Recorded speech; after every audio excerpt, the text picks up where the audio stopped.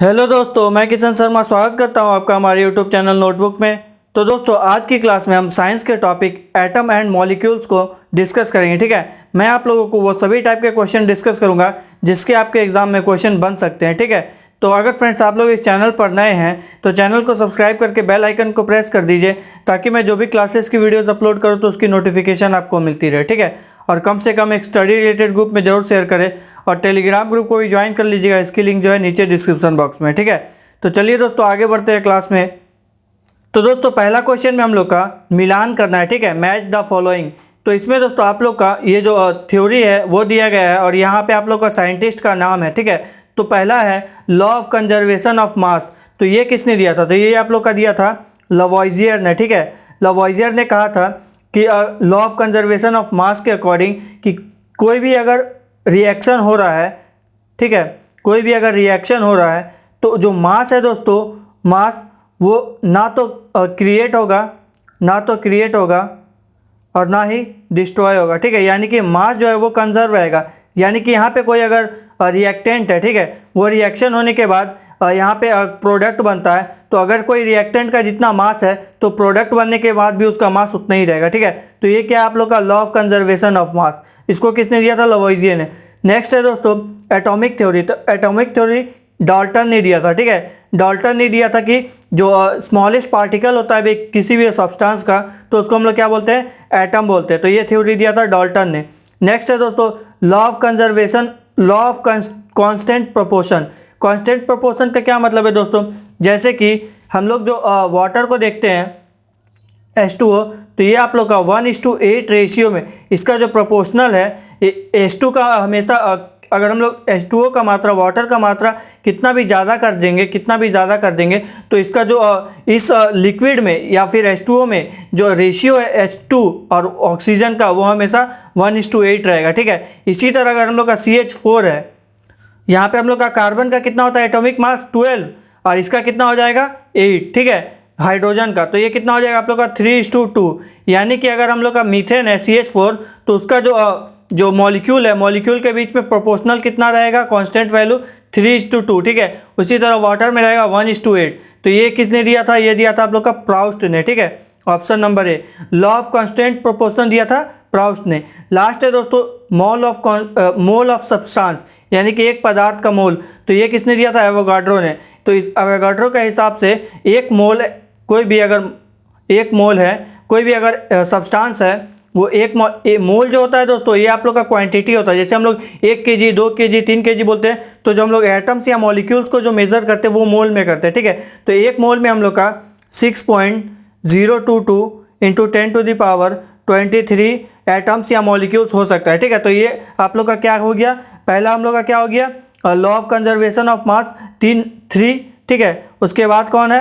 Atomic theory, और Dalton ने दिया था 3, 4। तो देखिए यहाँ 3 भी है और 4 भी, यानी कि हम लोग का राइट आंसर क्या हो जाएगा? Option number C. ठीक है, नेक्स्ट क्वेश्चन है दोस्तों परमाणु का आकार क्या होता है? ठीक है, जैसे कि ये कोई एटम है तो इसका साइज क्या होता है? ये तो इसका कुछ साइज होगा, सर्कुलर शेप में होता है, स्पेरिकल शेप में। तो इसका साइज क्या होता है? 10⁻⁻8 सेंटीमीटर। ये आप लोग का सेंटीमीटर में दिया है। ठीक है, अगर मीटर में देगा तो 10⁻10 मीटर। ठीक है, तो ये चीज़ का आप लोग ध्यान दीजिए। नेक्स्ट है दोस्तों नाभिक का आकार मापा जाता है। ठीक है, ये अगर कोई एटम है तो यहाँ पे उसका न्यूक्लियस होता है, तो न्यूक्लियस का जो आकार है यानी कि साइज जो है वो किस में हम लोग मापते हैं? ये आप लोग का यूनिट दिया हुआ, तो ये आप लोग का मापते हैं फर्मी में। ठीक है, एक फर्मी में कितना होता है?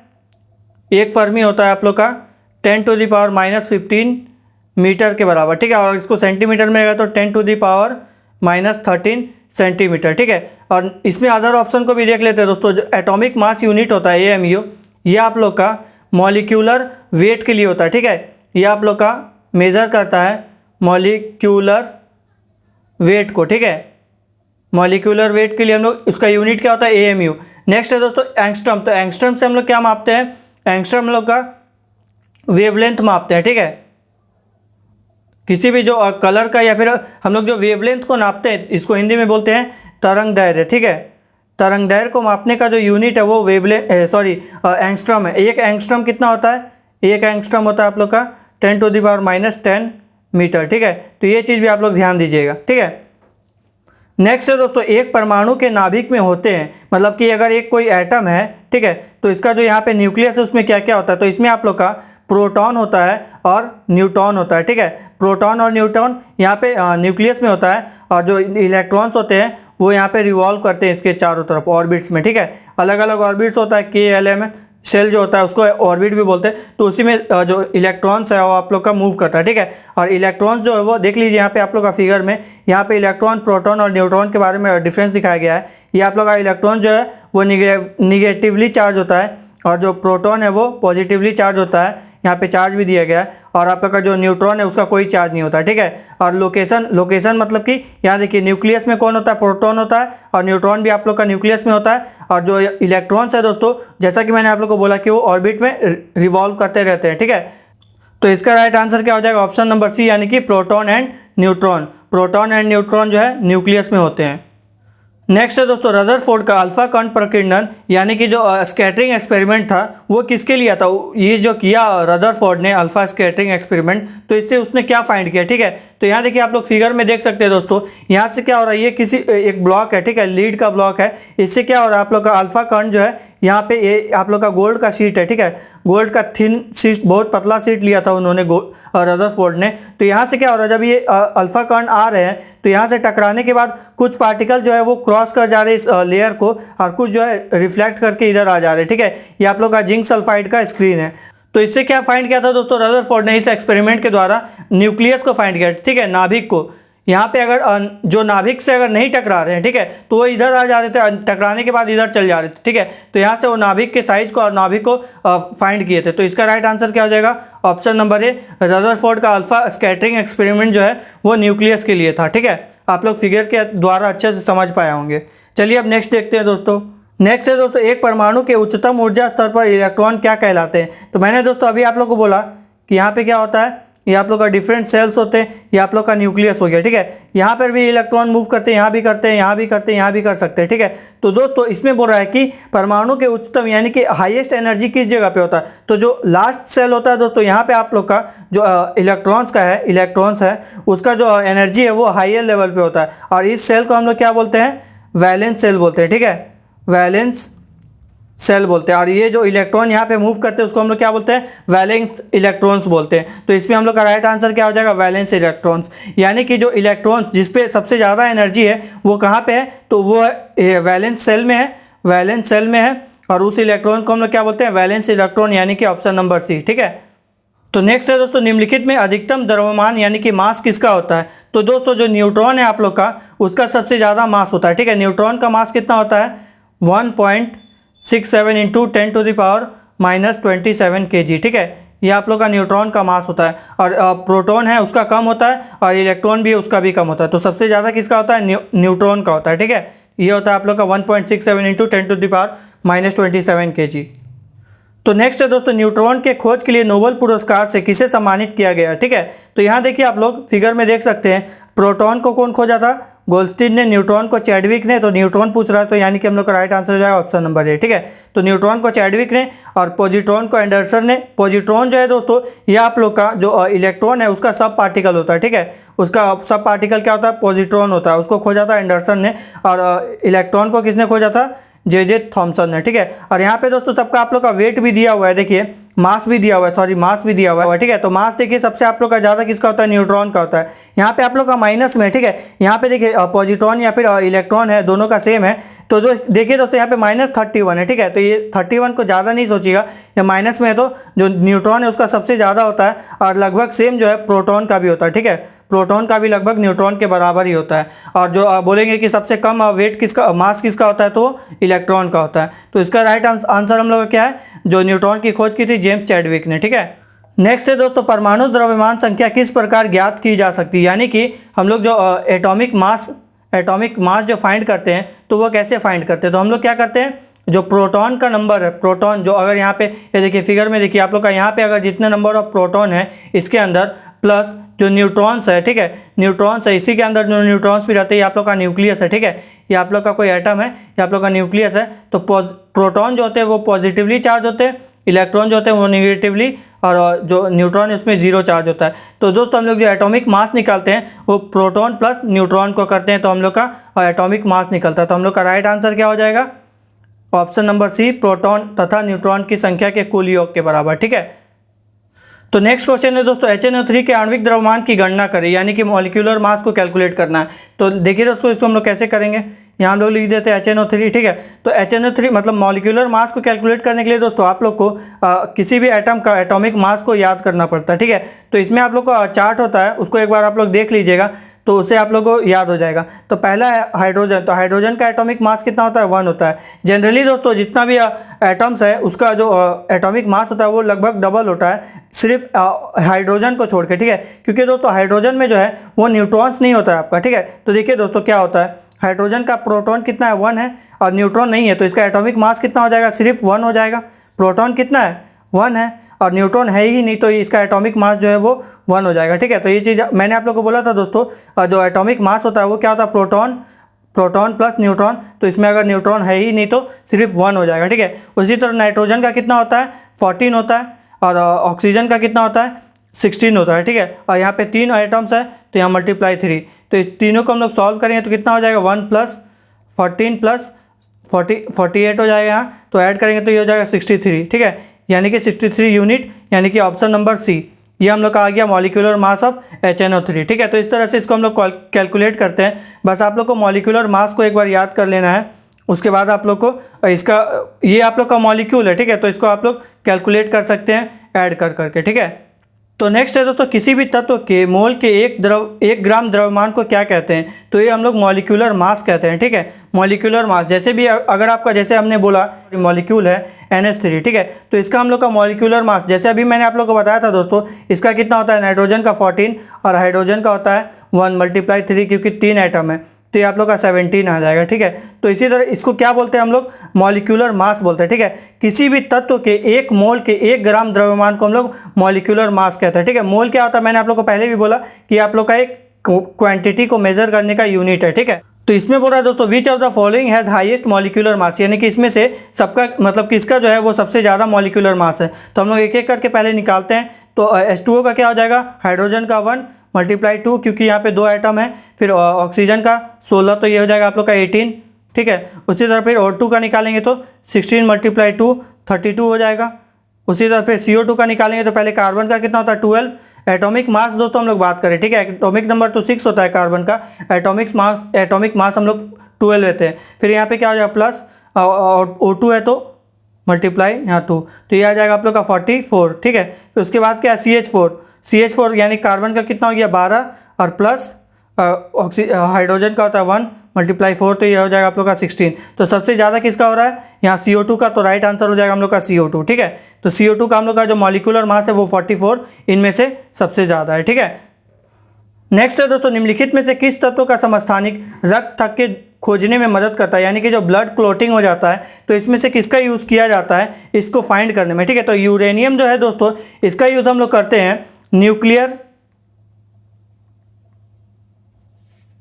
डिटेक्टर के रूप में। ठीक है, न्यूक्लियर डिटेक्टर के रूप में। फिर जो कोबाल्ट है, ये आप लोग का कैंसर डिटेक्टर में यूज़ होता है, जो आदमी को कैंसर होता है उसको डिटेक्ट करने के लिए कोबाल्ट मेटल का यूज़ किया जाता है। ठीक है, और जो आयोडीन है, इसका थायराइड के लिए, जो थायराइड बीमारी होता है उसके लिए यूज़ किया जाता है आयोडीन। तो बच गया कौन आपका, सोडियम। तो सोडियम का यूज़ किया जाता है ब्लड क्लोटिंग में। ठीक है, ब्लड क्लोटिंग जहाँ पे होता है आदमी का, तो इस मेटल के द्वारा किया जाता है। ठीक है, सोडियम के द्वारा किया जाता है। ठीक है, तो नेक्स्ट क्वेश्चन है दोस्तों, निम्नलिखित में से कौन से वैज्ञानिक ने सुझाव दिया कि तत्वों के प्रतीक तत्वों के नाम के पहले 1-2 अक्षरों द्वारा किए जा सकते हैं। ठीक है, यानी कि हम लोग जो पीरियोडिक टेबल में जो पढ़ते हैं दोस्तों, पीटी में जो हम लोग पढ़ते हैं, हाइड्रोजन है, सोडियम है, ऑक्सीजन है, ये हम लोग क्या पढ़ते हैं, जो भी एलिमेंट है उसका जो पहला नाम है, जैसे कि हाइड्रोजन, तो हाइड्रोजन ऐसे लिखते हैं हम लोग। ठीक है, तो पहला जो इसका 1 लेटर है या 2 लेटर भी हम लोग किसी में, जैसे कि हीलियम में लेते हैं 2 H ही लेते हैं। ठीक है, पहला 2 लेटर, तो ये H के रूप में, He के रूप में लिखेंगे। ये किसने बताया था आप लोग का, बर्जीलियस ने बताया था। ठीक है, बर्जीलियस जो साइंटिस्ट हैं, इन्होंने ये बताया था कि आप लोग जो एलिमेंट्स है उसको सिंबल के रूप में, H के रूप में, He के रूप में, या ऑक्सीजन O के रूप में लिख सकते हैं। ठीक है, तो ये किसने बताया था, बर्जीलियस ने बताया था। तो दोस्तों यहाँ पे हम लोग लैटिन नाम के ऊपर में देखते हैं। ठीक है, जैसे कि सोडियम है, तो सोडियम को हम लोग पीरियोडिक टेबल में या फिर एटॉम के रूप में जो देखते हैं तो वो क्या लिखते हैं, Na लिखते हैं। ठीक है, तो ये तो दोनों अलग हैं। तो यहाँ पे दोस्तों जो ये हम लोग लिखते हैं, इसको हम लोग बोलते हैं नेट्रियम, ठीक है, नेट्रियम Na को। तो ये नेट्रियम क्या हो गया, सोडियम का लैटिन नाम, यानी कि ऑप्शन नंबर बी, ठीक है। तो इस तरह से भी आपके क्वेश्चन पूछे जाते हैं एग्जाम में कि लैटिन नाम क्या है, क्योंकि सबको तो पता रहता है कि सोडियम का सिंबल है Na, लेकिन उसका लैटिन नाम नहीं पता रहता, जो कि नेट्रियम है, ठीक है। उसी तरह दोस्तों जो कैलियम है ये आप लोग का पोटेशियम का है, ठीक है, पोटेशियम का है। हम लोग पोटेशियम को के से डिनोट करते हैं, तो ये कैलियम है। उसी तरह क्यूप्रम जो है ये कॉपर का है, ठीक है, कॉपर का है। और स्टेनियम जो है ये आप लोग का टिन का है, ठीक है। टिन को हम लोग क्या लिखते हैं, एसएन लिखते हैं ना, तो ये स्टेनियम है, ठीक है। अब सोने का देख लेते हैं दोस्तों, गोल्ड का। गोल्ड का लैटिन नाम क्या होता है, ऑरम होता है, ठीक है, ऑरम होता है। अर्जेंटेनम जो है ये आप लोग का सिल्वर का होता है, ठीक है, सिल्वर का। हाइड्रोग्रियम है जो ये आप लोग का Hg यानी कि मर्क्यूरी का होता है, मर्क्यूरी का, ठीक है। और फेरम जो है ये आप लोग का आयरन का होता है। आयरन को हम लोग का सिंबल क्या है, Fe है, ठीक है। सिल्वर का क्या हम लोग का Ag है, इसीलिए अर्जेंटेनम है, ठीक है। ऑरम का क्या होता है, Au होता है, ठीक है। तो ये हम लोग का राइट आंसर हो गया, सोने का लैटिन नाम ऑरम। नेक्स्ट क्वेश्चन है दोस्तों, परमाणु द्रव्यमान इकाई यानी कि एटॉमिक मास यूनिट बराबर होनी चाहिए कार्बन 12 परमाणु द्रव्यमान के। यानी कि हम लोग जो एटॉमिक मास यूनिट कैलकुलेट करते हैं दोस्तों, तो यहाँ पे क्या होता है, आप लोग का जो कार्बन 12 है उसको मल्टीप्लाई करते हैं 1/12 से, तब हम लोग का एटॉमिक मास निकलता है, ठीक है। किसी भी अगर हम लोग का एलिमेंट का, किसी भी एटम का या फिर मॉलिक्यूल का अगर हम लोग को एटॉमिक मास यूनिट AMU निकालना रहता है, तो उसको हम लोग कार्बन 12 के मल्टीप्लाई करते हैं 1/12 से। तो वही पूछ रहा है, तो यहाँ पे हम लोग का क्या हो जाएगा 1/12, ठीक है, यानी कि option number B. Next question है दोस्तों, यदि Na में 11 इलेक्ट्रॉन है तो Na प्लस में कितने इलेक्ट्रॉन्स होंगे, ठीक है। यानी कि कोई Na है, इसमें इलेक्ट्रॉन्स कितना आपका 11 है, और प्रोटॉन कितना है, ये आप लोग का इलेक्ट्रॉन्स है।